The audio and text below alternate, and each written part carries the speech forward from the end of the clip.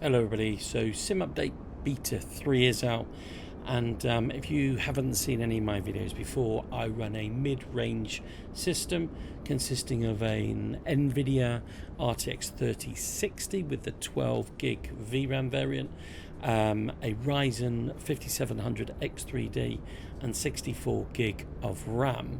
And I want to see what the performance is if we throw everything with the settings.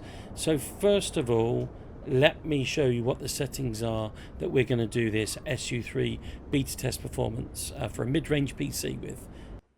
So I run at 1440p with NVIDIA DLSS Super Resolution set to quality, and my max frame rate is capped now at 30, which is great because in Sim Update Beta 2 I had to do that within the config file. If you do have a better GPU than me, by the way, you might want to try capping the frame rate at 50% of your monitor's refresh rate.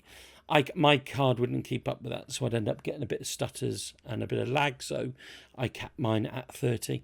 Frame gen AMD FSR 3 that came out with Sim Update Beta 2. If you've not seen my last graphics settings video with Sim Update Beta 2, this was an absolute, I'm going to say it, I'm sorry, game changer for the Sim. Now offering frame generation for 30 series and 20 series cards rather than just the 40 series plus and obviously 50 series cards. If we go down to my dynamic settings, you can see they're off. And my global rendering quality, everything, so I've got, starting from the top, off-screen terrain pre-caching is set to ultra. All the buildings, etc., down to grass is high. Object level of detail is 100. However, I do use auto FPS. We'll go through that in a bit. Volumetric clouds. Ultra. Text resolution is set to medium. Antistropic filtering 16 times. Water wave set to high. And then I've got my shadow maps at 1536, 1024. Contact shadows at high. Ambient occlusion at high. Cube matte reflections, which do eat a bit of FPS, 256 with the ray mark switched off, and my light shafts, depth of field set to high, motion blurs horrible, so it's off, glass cockpit refresh rate high, the character quality set to medium because I do like to fly with my mates, air traffic is set to high, and that is pretty much there. That is the graphics settings for Flight Sim. I'll show you some of the graphics settings that I use. So the only thing really in my NVIDIA control panel, my global settings, I've got the shader cache size set to 10 gig. And then in program settings for Microsoft Flight Sim 2024, I've got my power management mode set to prefer maximum performance. My texture filtering antistropic sample optimization is on. My texture filtering quality is set to performance. And my texture filter trilinear optimization is switched to on, with triple buffering also on and vertical sync also on. Now I also do use auto FPS, but I use this more for the views, if that makes sense. Let me explain why. So I've got it set to auto T-LOD, and then at T-LOD base, my terrain of detail at base will be 100, but as I go up above 20,000 feet, the T-LOD then goes up to 200. So as the system gets a bit more headroom in its performance, it can then increase the views for me. And the OLOD, so the object level of detail at base, is 100, but as you can see, as I go above 10,000 feet, that then drops to 20. So it allows more headroom to be able to put the T-LOD up. So it's more about getting better views when there's some headroom in the performance. A couple of other things that I've got switched on. So on my BIOS, there's an option for something called rebar. I have that switched on. I'm not sure what the impact is. I haven't tested it.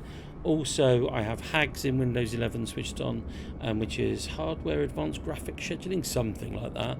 And that's turned on because apparently my frame gen won't work very well or work at all without that on, as well as Windows 11 game mode switched on. We also have that playing in the background there. We've got VATSIM on as well. And this is the Inibuilds A350-900 with the cabin, as well as the Inibuilds Heathrow that we're throwing at my mid-range system. And to be fair, let's just have a little move around. Doesn't look too bad, does it? 40, late 40s? Yeah. Oh, we're creeping up towards 50 now. FPS, which is nice. Let's move the camera around. Looks lovely, actually. That looks lovely and smooth there, which is great. Yeah, that looks great. Right, should we go and have a look inside, see what it's like inside the aircraft? Right, so we are sitting on the flight deck, and what are we getting? Again, similar to outside, 47, 48 frames per second. They start to move around. We're not seeing any stutters still. No, pretty nice and smooth. We'll move around here. Yeah, looks all right. Little bit laggy on that camera move, to be fair there. And let's just keep moving up the cabin here. What are we looking?